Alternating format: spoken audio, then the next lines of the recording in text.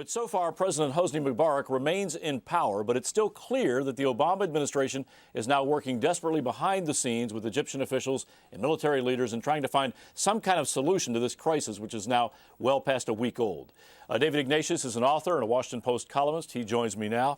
David, thanks for joining us. Thank you, Bob. What is your sense of where we are in this process? What's going on now? My sense is that the balance has turned today a bit toward the protesters. We had some significant Egyptian political figures in Tahrir Square meeting with the protesters. The defense minister, Field Marshal Tantawi, was in the square visiting with soldiers, but also seeing the demonstrators. Amr Moussa, who is a prominent Egyptian politician who'd like to be president, but when the elections are held, was in the square identifying himself with the protesters.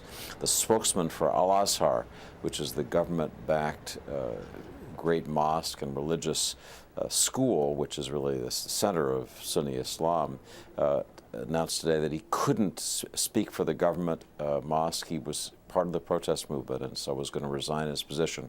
Those are all signs of key figures moving toward the protesters and away from President Mubarak.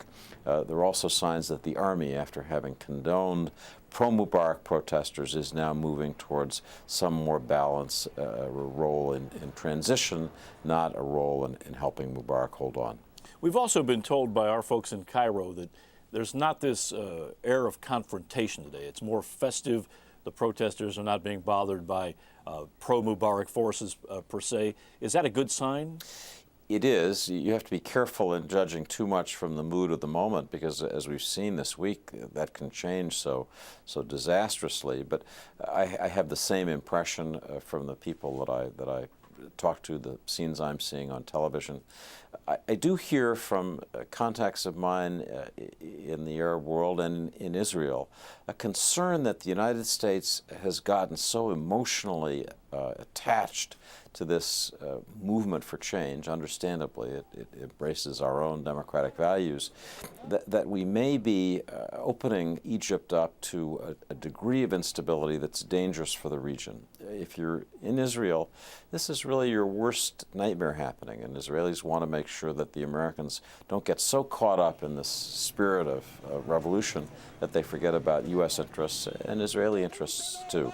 So I think this is a time when our government is being urged to be very careful as we watch events unfold. As the events have unfolded, the Obama administration has been very careful to take that kind of fine line between embracing democracy but also protecting, at least in a way, the old ally in Mubarak.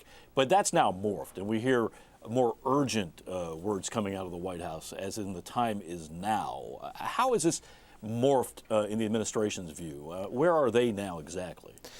I talked with people in the White House yesterday, and I was able to draw a picture in my column this morning of how the president is viewing these events. And he views them in part through his own personal experience. As a boy, he grew up in an Indonesia that was governed by a corrupt dictator, President Suharto, who's very much like Hosni Mubarak in some ways. And when the president meets with human rights demonstrators, even when he's been talking with his own staff over the past week, he's recalled what it feels like to be in that kind of situation. It's a personal, almost visceral feeling for him.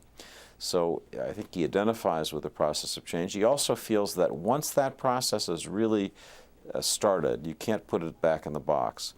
Finally, he feels that the United States has problems in the Arab world, in the Muslim world, in part because we're seen as trying to dictate events. And I think above all, he wants to make sure that the United States is not heavy-handed in its prescriptions, sort of ordering Mubarak out, trying to influence events too obviously, in a way that would undercut the very movement that we're trying to support. So I think that if we're looking at a White House that's, in a sense, trying to balance things, that reflects the president's own views on these different levels. But at this point, I think it's fair to say that there's no doubt the outcome that the White House wants to see here. No question that the White House wants Mubarak out, that they want him out now, as the president said, but also no doubt that we want to see a process of transition that is not chronically destabilizing for this part of the world. We do know that al-Qaeda, some of the key figures in al-Qaeda, Ayman Zawahiri, the number 2 man, have their roots in Egypt. The Egyptian Muslim Brotherhood has spawned some people who were genuinely dangerous, not only to the United States, but to countries in the region. So I think this is a moment, as I talk to people in the White House, where people are trying to think both about our principles, our democratic identification with the protesters, and our interests and those of our allies, and somehow get those two in alignment. All right, David Ignatius, thanks very much for your time today. Thank you.